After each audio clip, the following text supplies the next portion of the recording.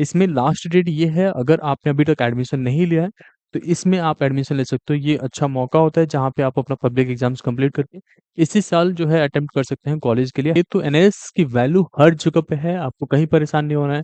All over the India हर जगह exams conduct होते हैं और ऑल ओवर द इंडिया के सारे कॉलेजेस में इससे के थ्रू एडमिशन्स मिल रहे होते हैं।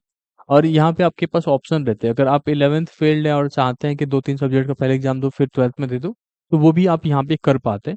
हाय गाइस, अगर आप एनआईएस में एडमिशन लेना चाहते हैं और आपको समझ नहीं आ रहा है कि कब क्या कैसे होता है, जैसे कब एडमिशन होगा, कब आपके प्रैक्टिकल एग्जाम्स होंगे, कब असाइनमेंट्स होता है, कब एग्जाम फीस पे करना पड़ता है, ये सारा कुछ हम इस वीडियो में कंप्लीट करने वाले हैं। कब तक आपका लास्ट डेट है एडमिशन्स का, ये सब कुछ। अगर पहली बार चैनल पे तो मेक श्योर आपने सब्सक्राइब कर रखा है।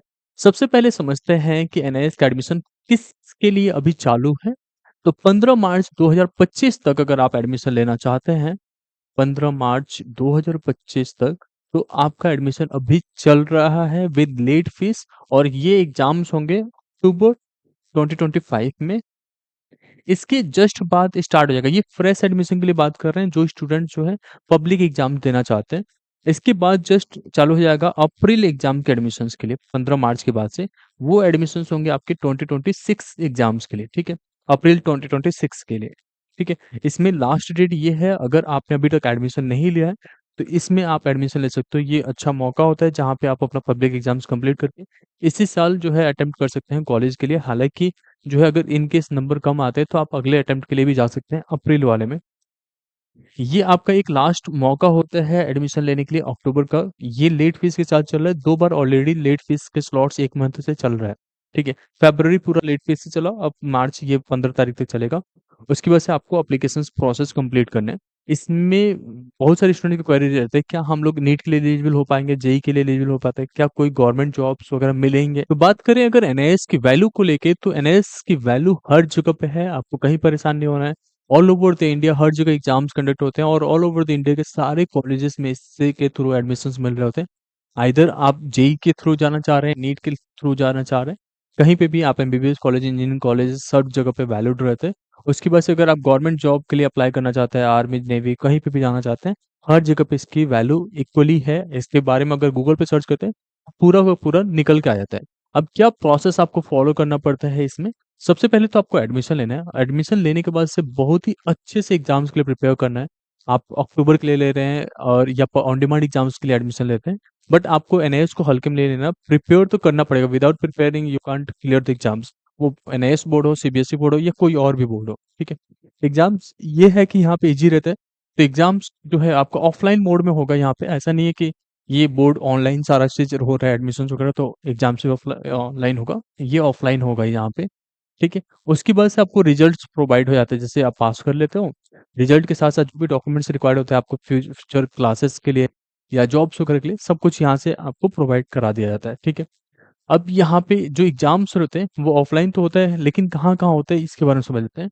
तो जो भी एग्जाम्स पब्लिक एग्जाम्स है, ये ऑलमोस्ट इंडिया के सभी डिस्ट्रिक्ट में कंडक्ट होते हैं।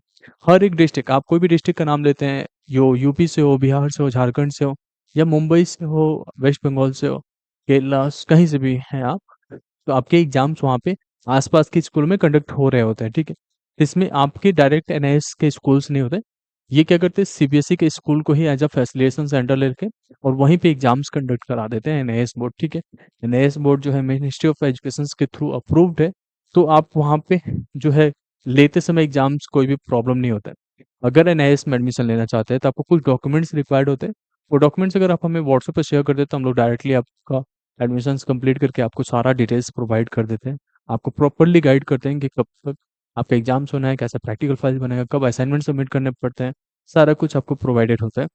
तो अगर आप क्लास 12th फेल है तो 10th और 12th की मार्कशीट देनी पड़ती है, पासपोर्ट साइज फोटो साइन और आधार कार्ड और एड्रेस प्रूफ देना पड़ता है अगर आप दूसरे स्टेट से एग्जाम देना चाहते हैं।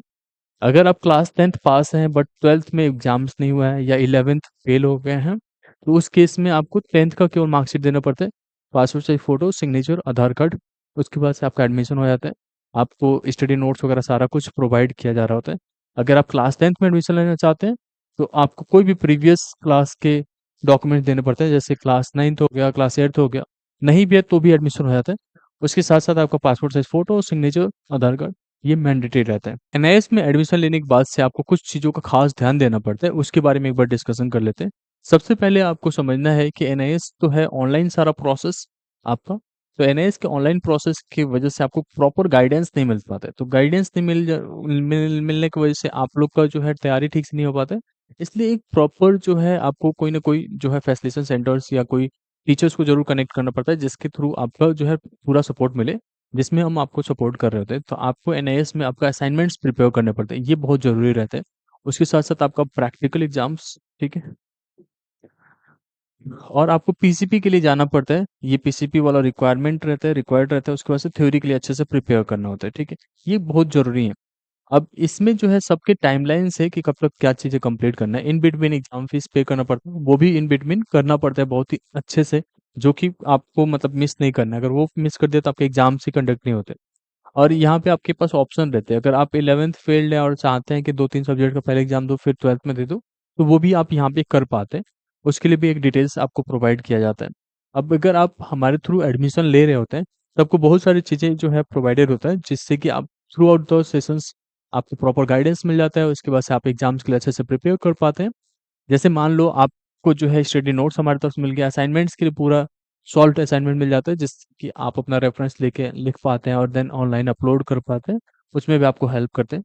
प्रैक्टिकल एग्ज़ाम्स के लिए क्या फ़ाइल बनेगा, कैसे प्रिपेयर करना है, क्या वाइवा क्वेश्चन्स होंगे, उसके सॉल्यूशंस वगैरह सब कुछ प्रोवाइड किया होता है। प्रीवियस क्वेश्चन्स के सॉल्यूशंस वगैरह हम लोग दे रहे होते हैं, प्रीवियस जो एग्ज़ाम्स के पेपर हैं, उनके भी सॉल्यूशंस आपको दे रहे होते हैं। जिससे कि आपको अच्छे से पढ़ाई हो पाए, इम्पोर्टेंट क्वेश्चंस वगैरह सारा कुछ शेयर किया जाता है। एग्ज़ाम्स के थ्रू आउट द प्रिपरेशंस की ज़िम्मेदारी रहती है, जिससे कि आप एग्ज़ाम्स में अच्छा परफ़ॉर्म करके बहुत ही अच्छे मार्क्स लेके आ सको, ठीक है? तो अगर इन केस अगर आप एनआईएस के अक्टूबर एग्ज़ाम्स के लिए एडमिशन लेना चाहते हैं या अप्रैल के लिए, आप अभी हमें रीच आउट कर सकते हैं, जो नंबर आपकी स्क्रीन पे आ रहा है। बाकी इससे रिलेटेड कुछ और डाउट्स है तो आप कमेंट सेक्शन में बता सकते हैं। होप इन दैट आपको ये वीडियो पसंद आया होगा। Thank you so much.